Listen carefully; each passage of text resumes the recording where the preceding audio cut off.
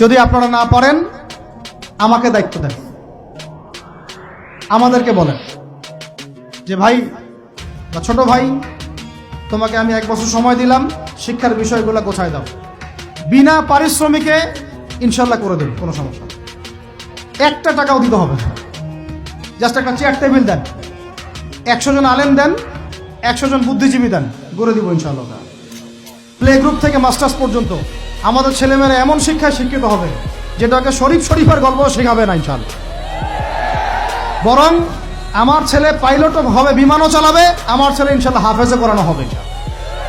আমার মেয়ে ডক্টরও হবে ইনশাআল্লাহ, আমার মেয়ে আয়েশা রাদিয়াল্লাহু আনহার মতো মুহাদ্দিসও হবে ইনশাআল্লাহ।